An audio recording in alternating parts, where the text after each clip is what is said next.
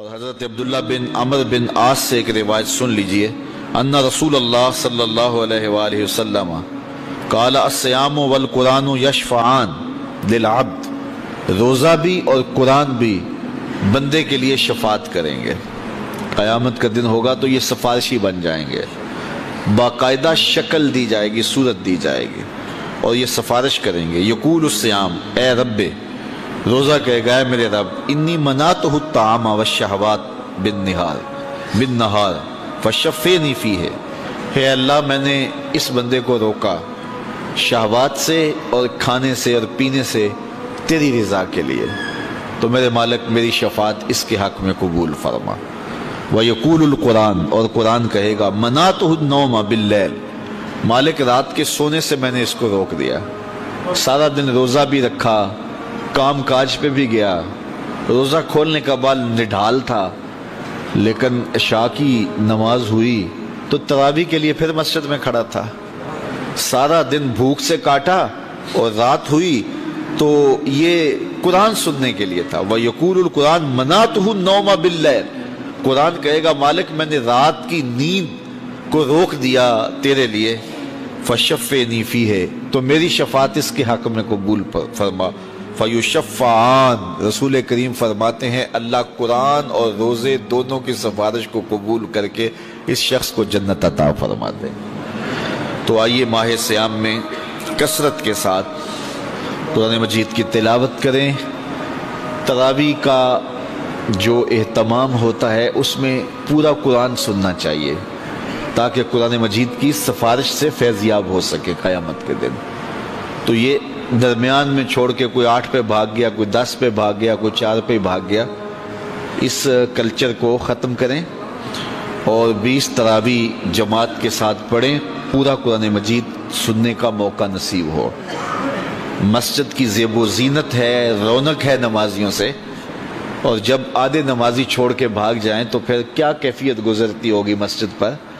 تو اس لیے اس پہ غور کریں اور 20 تراویح پڑھ کے اس کی لذت لیں اور پورا قرآن مجید ایک جگہ پہ ہی سماعت کریں۔ حضرت ابو ہریرہ رضی اللہ تعالیٰ عنہ سے مروی حضور کا یہ فرمان بھی سنیے جو صحیح بخاری مسلم میں ہے، من صام رمضان ایمانا و احتسابا غفر له ما تقدم من ذنبہ، جو محاسبہ نفس کے ساتھ اور ایمان کے ساتھ روزے رکھتا ہے اللہ تعالیٰ اس کے پچھلے سارے گناہ معاف فرما، اس کے دامن پہ گناہ کا ایک دھبا بھی باقی نہیں رہتا۔ یہ کرم نوازیاں ہیں۔ حضور علیہ السلام ماہ سیام سے قبل خطبہ دیا کرتے تھے صحابہ کو، اور ماہ سیام کا استقبالیہ خطبہ دے کے ان کو ماہ سیام کو کیسے گزارنا ہے اس کی تعلیم دیا کرتے تھے۔ آج یہ خطبہ جو حضور نے ارشاد فرمایا وہ آپ کے سامنے رکھوں گا۔ حضور نے ارشاد فرمایا لوگو تمہارے اوپر ایک مہینہ جلوہ فراز ہو رہا ہے جو بہت بڑا مہینہ ہے، بڑا عظیم مہینہ ہے، جو مبارک مہینہ ہے، وہ ایسا مہینہ ہے جس کے دامن میں ایک رات ایسی ہے جو 1000 مہینے سے بہتر ہے۔ جعل اللہ صیامہ فریدہ، اللہ نے اس مہینے کے روزے کو فرض بنایا، وقیام لیلۃ تطوع، اور اس کی رات کے قیام کو نفل بنایا، من تقرب فیہ بخصلۃ من الخیر کان کمن ادى فریدۃ فیما سواہ، اور جس نے کوئی اس مہینے میں بھلائی کی تو وہ ایسے ہے کہ جس طرح اس نے فریضہ ادا کیا۔ اگر کسی نے نفل ادا کیا تو ایسے ہے جس طرح اس نے فرض ادا کیا۔ ومن ادى فریدۃ فیہ کان کمن ادى 70 فریدۃ فیما سواہ، اور جس نے اس مہینے میں ایک فرض ادا کیا اللہ تعالیٰ اس کو 70 فرضوں کا ثواب عطا، وہ ایسا ہے جس طرح اس نے 70 فرائض عطا کیے۔ وہو شہر الصبر، وہ صبر کا مہینہ ہے۔ والصبر ثوابہ الجنہ، اور صبر کا ثواب جنت ہے۔ وشہر المواسات، ایک دوسرے سے پیار کرنے کا، ہمدردی کرنے کا مہینہ ہے، دکھ بانٹنے کا مہینہ ہے، لوگوں سے محبت کرنے کا مہینہ ہے۔ وشہر یزاد فیہ رزق المومن، یہ وہ بابرکت مہینہ ہے جس میں مومن کا رزق بڑھا دیا جاتا ہے۔ من فطر فیہ صائمہ، جس نے اس مہینے کے اندر افطار کروایا کسی شخص کو، روزہ دار کو، کان لہ مغفرۃ لذنوبہ، اللہ تعالیٰ اس کے گناہ معاف فرما دے گا۔ اور اس کو جہنم کی آگ سے آزاد کر دے گا۔ وَكَانَ لَهُ مِثْلُ أَجْرِهِ، اور روزہ رکھنے والے کو جتنا اجر ملا روزہ افطار کروانے والے کو بھی اتنا ہی اجر دیا جائے گا۔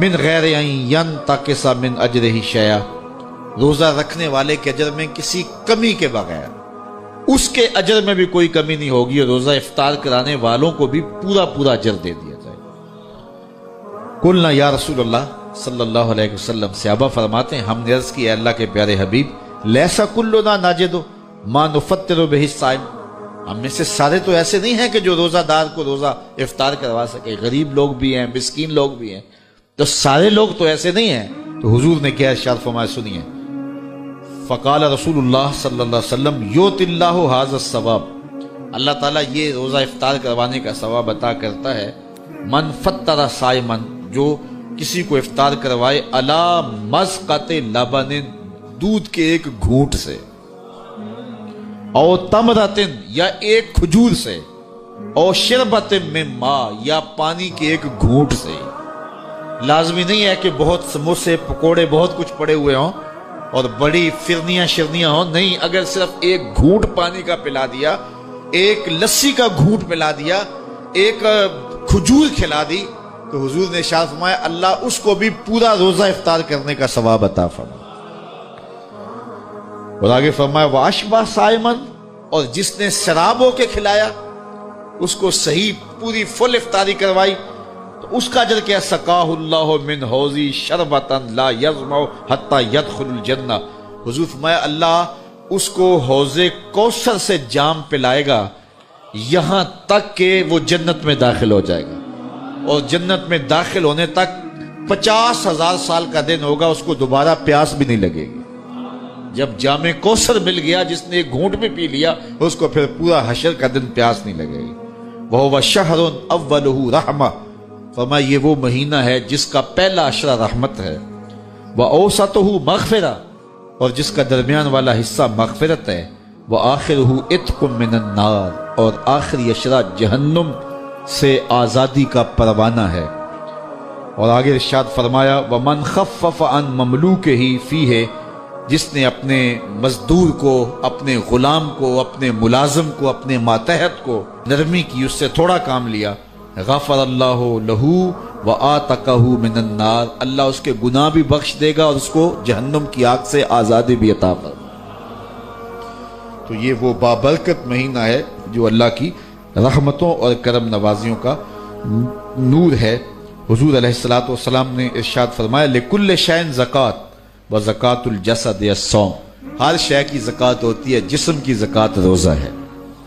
تو روزہ جسم کی زکات ہے، باطن کا تزکیہ ہے، من کا چراغاں ہے، نفس کی سرکوبی ہے، شیطان سے بچاؤ کا ذریعہ ہے، اور دوزخ سے ڈھال ہے، اللہ کی رحمتوں کا حقدار کرتا ہے، اور اس کی کرم نوازیاں ہمیں نصیب کرتا ہے۔ خوش نصیب ہیں وہ لوگ جو ماہ صیام کو پورے خشوع و خضوع سے گزارتے ہیں۔ اور حضرت عبداللہ بن عمرو بن عاص سے ایک روایت سن لیجئے۔